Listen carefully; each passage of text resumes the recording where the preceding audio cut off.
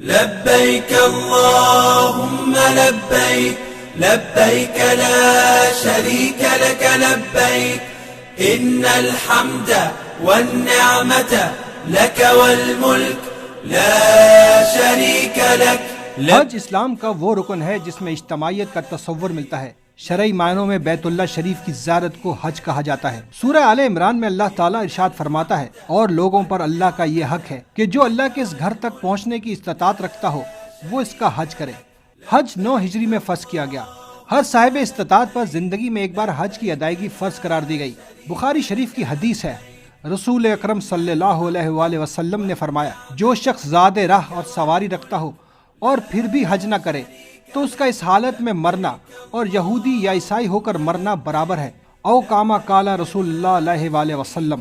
حج کے موقع پر انسانی مساوات کے عظیم مناظر دیکھنے کو ملتے ہیں.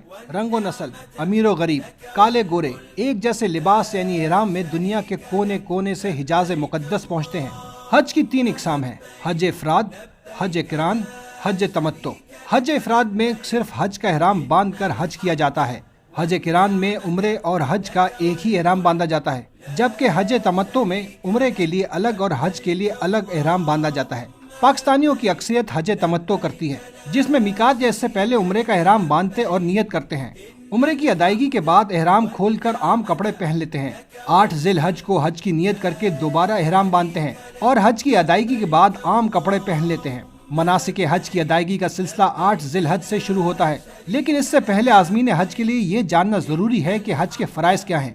حج کے ارکان میں 8 ذی الحج کو حدود حرم میں احرام باندھ کر نیت کر کے تلبیہ پڑھنا، 9 ذی الحج کو حدود عرفات میں وقوف عرفہ کرنا، اس کے بعد طواف زیارت اور صفا و مروہ کی سعی کرنا. ان چاروں ارکان میں سے ایک رکن بھی رہ گیا تو حج مکمل نہیں ہوگا. حج کے واجبات میں 10 ذی الحج کی رات مزدلفہ میں قیام اور وقوف مزدلفہ شامل ہے. ایام تشریق میں منی میں قیام اور جمرات پر شیطان کو کنکریاں مارنا. 10 ذی الحج کی رمی کے بعد قربانی کرنا، حلق یا قصر کرانا، طواف وداع کرنا. یاد رہے کہ کسی بھی ایک واجب کے چھوٹ جانے کی صورت میں فدیہ، جسے عرف عام میں دم کہا جاتا ہے، یعنی قربانی مکے میں ہی دینی ہوگی. حج کے دوران ان چیزوں کے بارے میں احتیاط ضروری ہے. احرام کی حالت میں مرد ایسا جوتا نہ پہنے کہ پاؤں کی ابھری ہوئی ہڈی چھپ جائے. اس کے لیے 2 پٹی کی چپل پہننا بہتر ہے. مرد سر اور چہرے کو کپڑے سے نہ ڈھکیں، سلے ہوئے کپڑے اور موزے نہ پہنیں. خواتین سر کے بال چھپائیں لیکن چہرے پر کپڑا نہ ہو. اس بات کا بھی خیال رکھیں کہ احرام کی حالت میں بال ٹوٹنے نہ پائیں. میک اپ استعمال نہ کریں.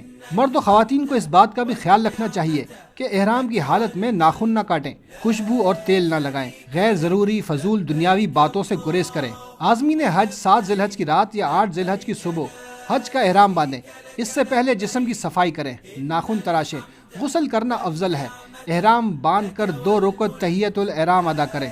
حج کی نیت کریں، پھر 3 مرتبہ تلبیہ پڑھیں. مرد اونچی آواز میں، خواتین آہستہ پڑھیں. تلبیہ عربی میں پڑھنا لازم ہے. تلبیہ پڑھنے کے بعد درود شریف پڑھیں اور دعا مانگیں، جس کے بعد احرام کی پابندیاں شروع ہو جاتی ہیں. 8 ذی الحج کو عازمین منی کے خیموں میں قیام کریں گے. ظہر، عصر، مغرب، عشاء اور اگلے دن فجر کی نماز منی میں ہی ادا کریں گے. منی میں قیام کے دوران کثرت سے تلبیہ، تلاوت قرآن پاک، ذکر و اذکار اور تکبیر و تحلیل کرتے رہیں. فضول لا یعنی اور دنیاوی باتوں سے گریز کریں. 9 ذی الحج کو نماز فجر کے بعد تمام حاجی میدان عرفات کی طرف روانہ ہوں گے. منی سے عرفات کا فاصلہ 12 کلومیٹر ہے. میدان عرفات میں مسجد نمرہ ہے. یہاں امام صاحب زوال کے بعد خطبہ دیں گے. پھر ظہر اور عصر کی نماز قصر 1 اذان اور 2 اقامت کے ساتھ پڑھائیں گے. جو حاجی مسجد نمرہ میں جا کر نماز پڑھیں گے وہ اسی طرح پڑھیں گے. خیموں میں پڑھنے والے اپنے فقہ کے علماء کی ہدایت کے مطابق نماز ادا کریں. فقہ حنفی میں خیمے میں نماز پڑھنے کی صورت میں ظہر کی 4 رکعت ظہر کے وقت اور عصر کی 4 رکعت عصر کے وقت پڑھیں گے. حج کا رکن اعظم وقوف عرفات ہے. نبی کریم صلی اللہ علیہ وآلہ وسلم نے اس دن کو سب سے بہترین اور افضل قرار دیا. یہ گناہوں سے بخشش اور جہنم سے آزادی کا دن ہے. وقوف عرفات کا وقت زوال کے بعد سے شروع ہو جاتا ہے، لہٰذا ظہر کی نماز کی ادائیگی کے بعد کھلے آسمان تلے قبلہ رو کھڑے ہو جائیں. پہلے اللہ تعالیٰ کی حمد و ثنا کریں، درود شریف پڑھیں، تلبیہ پڑھیں، توبہ استغفار کریں، اللہ کے حضور گڑ گڑا کر دعائیں کریں. یہ عمل مسلسل جاری رکھیں. عصر اور مغرب کے درمیان کا وقت میدان عرفات کا نہایت قیمتی وقت ہے. یہاں اللہ تعالیٰ کی رحمتیں موسلا دھار بارش کی مانند برستی ہیں. بارگاہ خدا بندی میں التجا کریں. رب کو راضی کریں، دینی اور دنیاوی جو دعائیں کر سکتے ہیں کر لیں۔ اب حاجی غروب آفتاب کے بعد مغرب کی نماز پڑھے بغیر میدان عرفات سے مزدلفہ روانہ ہوں گے۔ مغرب کی نماز مزدلفہ میں ادا کرنے کا حکم ہے۔ یوں تو عرفات سے مزدلفہ کا فاصلہ 7 کلومیٹر ہے، لیکن لاکھوں حاجیوں کے ایک ہی جانب سفر کی وجہ سے یہ راستہ کئی گھنٹوں میں طے ہو پاتا ہے۔ عرفات اور مینا کے درمیان ایک وادی کا نام مزدلفہ ہے۔ اللہ کے حکم کے مطابق یہاں قیام کرنا لازم ہے۔ سورۃ البقرہ میں ارشاد باری تعالیٰ ہے، اور پھر جب عرفات سے واپس ہونے لگو تو مشعر الحرام یعنی مزدلفہ میں اللہ کا ذکر اس طرح کرو جس طرح اس نے تمہیں سکھایا ہے۔ نبی کریم نے حجت الوداع میں عرفات سے واپسی پر یہی قیام فرمایا تھا۔ یہاں پہنچ کر مغرب اور عشاء کی نماز ادا کریں، کچھ دیر آرام کر لیں، یہیں سے رمی کے لیے چنے یا کھجور کی گٹھلی کے برابر 70 عدد کنکریاں چن لیں۔ انہیں دھونے یا پاک کرنے کی ضرورت نہیں۔ مزدلفہ کی یہ رات بڑی افضل رات ہے، اسے سوتے ہوئے نہ گزاریں۔ جتنی عبادت اور دعائیں کر سکتے ہیں کریں۔ فجر کی نماز سے فارغ ہو کر کعبۃ اللہ کی جانب منہ کر کے کھڑے ہو جائیں اور ہاتھ اٹھا کر رب کے سامنے گڑ گڑائیں، آنسو بہائیں، رب کو راضی کریں، دعائیں مانگیں۔ یہ وقوف مزدلفہ کہلاتا ہے جو واجب ہے۔ اس کا وقت صبح صادق سے طلوع آفتاب سے پہلے تک ہے۔ یہ بھی قبولیت دعا کا افضل اور خاص وقت ہے۔ وقوف مزدلفہ کے بعد 10 ذی الحج کو معلم اور امیر حج کی ہدایت کے مطابق حاجی مزدلفہ سے مینا روانہ ہوں گے۔ مزدلفہ سے مینا کا فاصلہ 5 کلومیٹر ہے۔ مینا پہنچ کر 10 ذی الحج کا پہلا کام بڑے شیطان کو 7 کنکریاں مارنا ہے۔ 11 اور 12 ذی الحج کو تینوں شیطانوں کو کنکریاں ماری جاتی ہیں جو واجب ہے۔